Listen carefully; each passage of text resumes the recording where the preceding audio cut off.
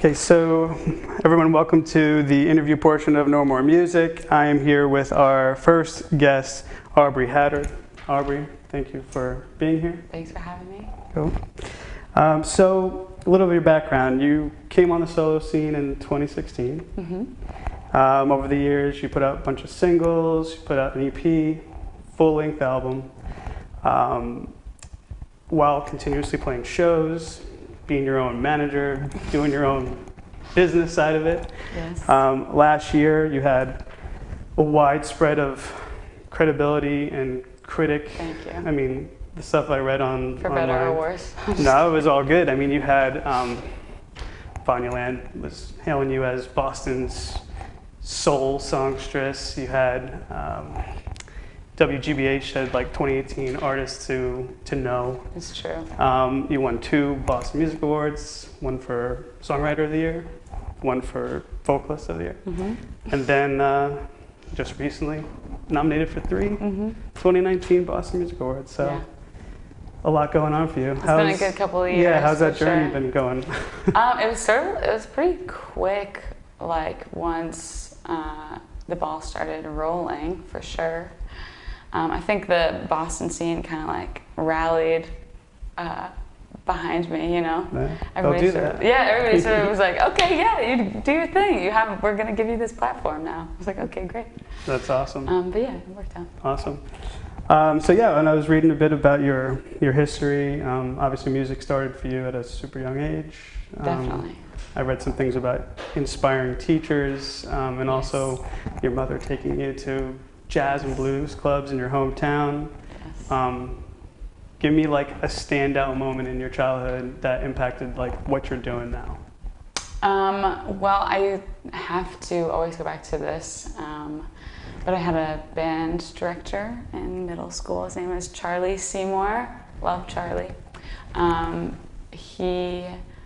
was in 6th grade and I was really ambitious. It was like kind of annoying, like, you know, like borderline annoying, where I just wanted like the world, especially when it came to music. I was like hanging out in the band room all day and I really wanted to be a part of this band called the Rock and Soul Review, which was a huge part of like discovering soul music for me in my life.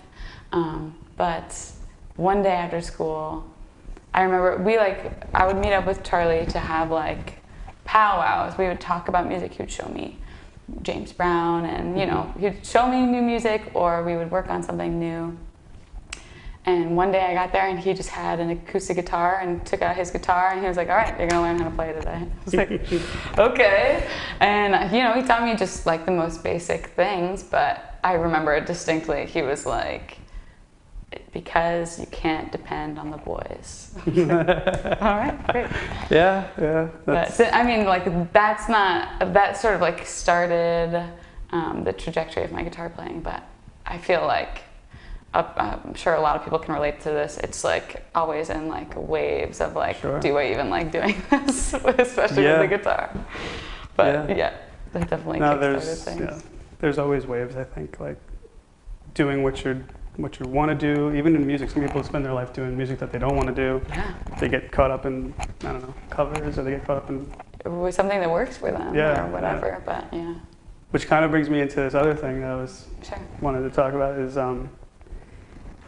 you know, you attended Berkeley for a while, or for a bit, and you were like studying and you were working and you were trying to fit in music. Yeah. And it was something that kind of like struck a chord with me because I went through the same thing. And you had this like moment that you were just like, yeah, I'm not doing this anymore. And you made music a full-time thing. Yeah. Which is like, I mean, clearly you knew what wasn't working. Might not last much longer. No, but well, I guess the question I'm trying to get into is like, you made that jump, and then that year 1, like you're just going for it. I mean, what did you learn? Things that you didn't know about yourself, about your music, or the things that were easy to overcome, or things that just were like staring you in the face, being like, shit, did I make the right decision? Well, when I dropped out of school, it was like it just made a lot of sense. It was like super logistical. I think regardless of whether or not you're working, whatever you're doing, if you're in art school and music school and trying to do that art and music, you can only really do it for so long. Everybody has a different capacity for it, for sure. But I think that it does like limits your time more than anything. Sure. And time is precious. So if you're not spending that time creating, you know, is it the best use of your time? Sure. But for me, I was working a lot, like you said, and at a certain point, I could either drop out of school and quit my, can I say shitty? You could say shitty. Okay. And quit my shitty job and do music full time, or I could stay in school and keep working full time, but not pursue music full time. So it just that was staring me in the face for sure. Yeah. Well, I always say there's like these rules of 3. Like you can have your work and your love life or your passion, music, and 2 out of the 3 things are working at a time. Very rarely all 3 are working. If you do, you probably you're hitting a jackpot, big time. My friend Justin always says that about gigs. He always says there's work, it's good hang, good money, and good music. Yep. 2 of the 3 got to be there. Yep. If you got a good hang and good music, you don't need the money. True. Very true. Okay, so last year you put out a full length. No, correct me if I'm wrong. First full length? Under my name, yeah. Okay, so Blue Part. Blue Part. Is the name? Full length. It's a little short. But it's okay. And from what I've gathered, I mean, a lot of the album goes through a lot of different moments of love. Definitely. And it's kind of interesting. I was actually just thinking about it when I was reading, your story, and I'm like, writing about love, tons of people have done it, right? But everybody's done it. Yeah, but you've managed to take like a different moment of a relationship or different relationships, the good parts, the bad parts, whatever, and you've kind of like isolated them almost song by song. What was the thought behind that? I mean, you kind of created like a concept that you were just going to focus straight in. And did you want it to be literal? Did you want it to be... It was pretty unintentional, the whole concept of the love album. But that's what my life was about at that time. I was just like really, thick in love, deep in it, up to my knees. But it was great. It inspired a lot of writing. I mean, there's so much to a relationship with someone, and so much of it is about you. It's like really introspective to sort of think about yourself in a relationship. So I just kind of ran with that. Yeah. So, I mean, you said it was unintentional. As a songwriter, you've clearly found your sound. It's one of the more important things that I think a songwriter needs to do. You found your sound. You found a voice. I mean, hey, that's not what only people are saying, but it's what people are writing. I've listened through some of your stuff. I looked at some of the YouTube performances that you had on YouTube, and you found your thing. Do you feel like you found your thing, or you feel like you're only getting there? You feel like you need to turn it more and more? It's very ever-changing. Yeah. Just even in just like the subject of themes, you mentioned the love theme. A lot of the things that I'm working on and most of the next record don't have anything to do with love. Even just like where my mental space is changing. So naturally my concepts and my stuff is going to change, but as far as the sound goes, I feel like I'm into something totally different every week. So, and I think I like that. I like that in an artist. I want to be surprised when I hear your next record. I want to think, wow, that's not what I was expecting, whether it's good or bad. Yeah, I think that's nowadays too. People are moving fast. Everyone's getting access to things. You're almost oversaturated with how much different choices you have. Yeah, I get bored listening to like album after album if it's the same thing. Although, you know what, Billy Joel, I'll love you forever. Oh, you're a Billy Joel fan. Big time. Grew up in the same town. Oh yeah? Yeah, so it's a big thing. Love that. What, is that Jersey? Levittown, Long Island. Oh, Long Island, love that. And that's interesting. Like all of his catalog sounds really similar, but you love him anyway. But you just don't get tired of it. But you're right. I think that is sort of a product of the times too, because everything is so fast, everybody's making music. And back in the day, you know, you needed a label support, and those were the people that got noticed. So Sure. it wasn't a whole lot of competition.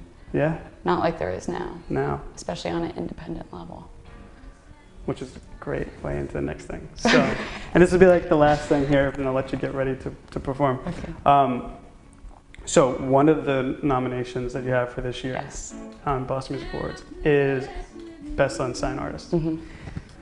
which is really, I think, even whether you get the award or not, it's flattering because basically they've seen that as an unsigned artist, you are doing your thing and you probably deserve to be signed ASAP. I would love that.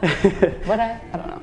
Well, it has its ups and downs, and like, you know, it's not just playing the music. You're dealing with marketing, dealing with social media, you're dealing with so much stuff. Everything, connecting, doing things like this, meeting with me, taking time out of your day. I mean, I don't know, it's a rainy day. You might want to be inside making music. You know. Point is, it's a super, I think, a super flattering thing to be nominated for. And how do you feel about, you know, doing what you do and knowing that it's not just about the music, unfortunately, and there's this whole other piece around it that you're also just kind of crushing it? How does that? Crushing. It's like incredibly taxing. Sometimes it feels like the music is like 10%. Yeah. You know, it's like you go your whole day, and I can wake up and I go, you know, shed, and then I go mix the record, and then I go have a meeting with my manager, and then I have to contact the photographer, and that's one day. That's not even like over a week do I need to do all those things. It's like in a single day, and you just wear so many hats that it's exhausting. Sure. Like you go from one thing to another, and that's all like mental capacity that you could be channeling into your artistry. That's extremely frustrating, Sure. you know? And I've definitely like met that demon several times where I like burn out. I burn out super hard, and it's not because I'm working my butt off making music. It's because of everything else. Everything else. Booking tours, like, are you kidding? Taxing. It's so hard. And I think this day and age, it's what actually separates the artists and the musicians, or even the filmmakers, or whatever industry you're in. It's what makes the difference of the ones who really go for it and the ones who just say, I can't. It's a work ethic thing, and it's also, you have to be like savvy at it too. Yeah. And you have to be willing to learn how to do it. And there's just like, there's so much that goes into it. It's really frustrating. Although I am starting to really find my people, which is nice. Like I have a manager now, I've had her for about a year. She's amazing. And we're gonna start working with publicists for the next record, and like, even little things like having a graphic designer I trust and like. Sure. It's just like, you gotta find your people for sure. Yeah. People that you can rely on. They'll help you. The good people will help you get by for sure. Yeah. And I think it's great to be in control of everything as the artist. Well, that's the benefit of not being. I'm a total control freak. Yeah. I know exactly what I want all the time when it comes to this thing that I want to spend all my time making. Well, you said that it's been since early in your life too. Exactly. Yeah. So it's great that I have those people on my team, but I am still in control. Awesome. Well, as hard as it may seem, you think you're doing a great job. I can be really stubborn too, so I'll just apologize. I'll do a blanket apology for everyone. Sometimes you gotta be stubborn to get what you want. You gotta be stubborn to get by, so I get that. Well, thank you again for sitting with me. Yeah, I look forward to your performance, and I look forward to what you have in store in the next year. Yeah, so we're gonna put out new music, and we'll be doing some headlining shows late in November. Great. Awesome. Well, thank you again. Thanks for having me. Yeah.